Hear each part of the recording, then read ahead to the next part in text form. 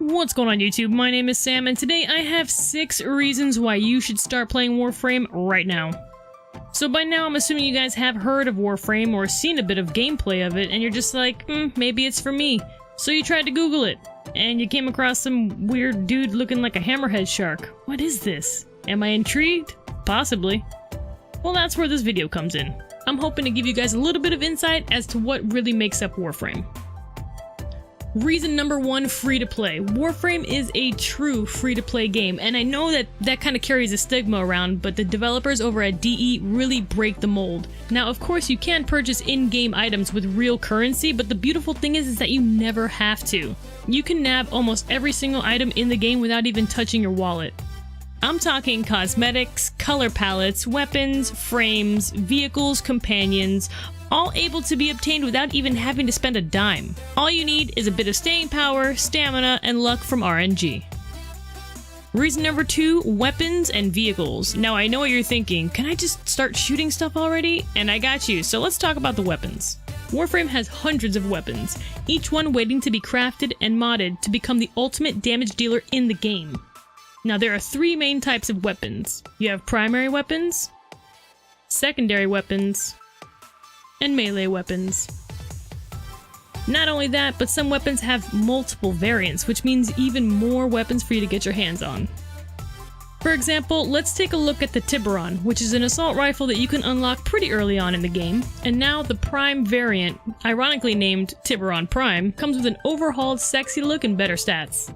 Now Warframe wants you to unlock, craft, and mod every single weapon in the game, so you can find the best fit for you. And that comes with the added bonus that every time you level up a new weapon, you get an XP boost, which in this game we call affinity. Now let's get to the vehicles. Warframe has 2 main types of vehicles. You have the Archwing and the K-Drive. The Archwing is a kick-ass jetpack that you can summon and instantly start flying around the entire map. Now there are 4 Archwings to obtain in the game, and each Archwing comes with 4 unique abilities. And some have prime variants, which means even more Archwings. You can level up and mod Archwings just like you could with the weapons we talked about. Oh, and did I say weapons? Well, Archwings have their own weapons to obtain. They're called Arc Guns and Arc Melees. So you can collect them all, level them up, and rain down destruction while looking like a badass.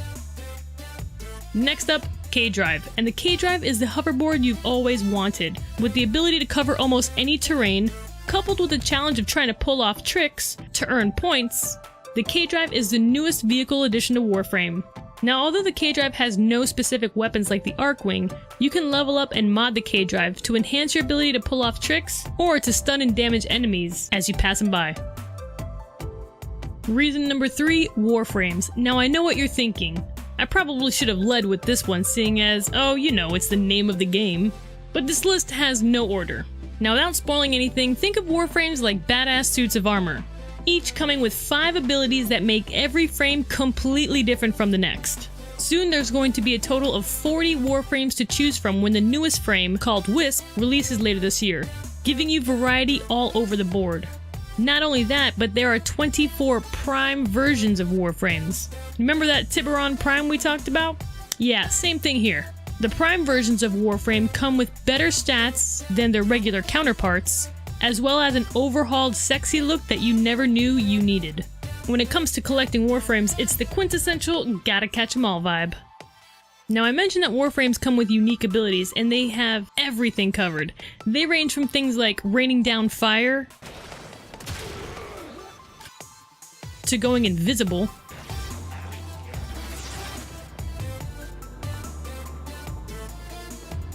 to being one killer DJ.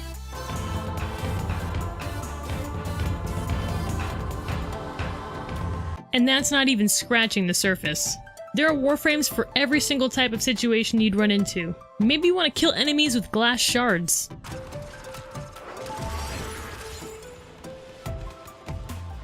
Maybe you want to be the baddest gunslinger in space. Maybe you want to run really fast. Or just maybe you want a Warframe that can suck the life force out of an enemy and then turn that life force into your healing. Because, you know, everyone has their thing.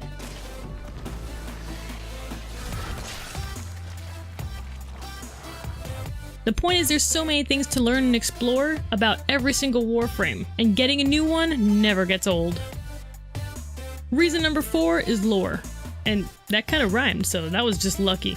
Now, if you don't like lore or lore isn't really your thing, you can go ahead and skip this section, but I wouldn't recommend it as it's going to be a brief introduction into Warframe's lore. Now, Warframe does in fact have lore, and it can be quite in-depth, even though at the beginning it just looks like some random lady telling you to do things. Seriously, Space Mom, why should I care about this? And yes, you guys will call her Space Mom. To start off with, you are the Tenno, one of the 4 main factions in Warframe. Without getting overly complicated, there are the Grineer, the Corpus, and the Infested. Now, these factions are remnants of the old era that took over. The Grineer, which are those oddly proportioned guys that you run into in your very first mission, they were the main grunt force and the expendable army, being defective and only being able to reproduce via cloning. The Corpus, which are those oddly geometric looking ones, they're the capitalists and the main commerce sector, and they took over and spearheaded a lot of the advancements in the current era. Their government functions as one big corporation, always looking to turn a profit at the expense of everything, but hey, at least they don't discriminate.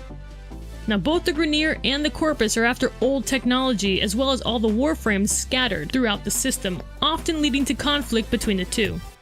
And lastly, the Infested. Now, the Infested are beings that were created in the old empire as a biological weapon. Now, that obviously failed because, I mean, look at these guys. Now they operate as a hive mind, taking over both Grineer and Corpus hosts alike. As you progress through the solar system as Tenno, you begin to uncover all of these little bits of lore and how the Tenno even came about. However, those are best left spoiler-free. Don't worry, the community is really great at letting newcomers experience the lore for themselves. Reason number 5, open worlds. Now, Warframe offers 2 huge open worlds for you to explore, both having things like weather and day cycles, as well as bounties to complete, areas to explore, ore and gem mining, fishing, and bosses. Now, you can go them alone, or you can run with a squad. Every time you enter one of the open worlds, you create your own instance, meaning it's just you and whoever you choose to join you. So let's take a closer look at the 2. Located on Earth, the Plains of Eidolon has an area of about 5 square kilometers, including various fields, hills, caves, and bodies of waters, not to mention that it just got a massive overhaul, adding all new textures and lighting, as well as animal conservations, and a new, not-so-friendly enemy. The situation in the Plains of Eidolon is that the Grineer have set up outposts and bases to study the mines and ruins in the area, and your job is to take them out. Now, the second open world is the Orb Valis. Located on Venus, the Orb Valis is the newest open world to hit Warframe. Releasing late last year, the Orb comes with a cold-warm cycle instead of a day-night cycle, and it also includes fishing, mining, bounties, and its own type of world boss. Now, the 2 open worlds are connected to outposts where players can interact with one another, trade parts, and craft weapons and items needed throughout the game. And finally, reason number 6, the dev team. Now, you might be thinking that adding the developers to this list might not push you to play this game, and you could be right. But I don't think that devs get enough credit in 2019. Digital Extremes stands out as an incredible, community-loving dev team. Aside from constantly pushing new content and tweaking existing content with patches, the devs and the teams over at DE really love their community. And trust me, it shows. You can catch any one of their sometimes 5 streams per week that the devs take part in. Monday to Friday, they do a PlayStation 4 stream, an Xbox One stream, a newly added Nintendo Switch stream, and then on Thursdays, you kick it with the dynamic duo hosting primetime, and almost every other Friday, you sit down with the round table of devs, where they answer questions, give updates, and bounce ideas off the community. Not to mention, they always have contests going of some sort because they truly love the engagement and feedback of the community. So those are my 6 reasons why you guys should start playing Warframe right now. If you guys have any questions, leave them in the comments down below and I'll get back to you. Also, feel free to add me in-game. I'll link my in-game name down in the description. And I hope to see you guys in Warframe soon. Good luck, Tenno.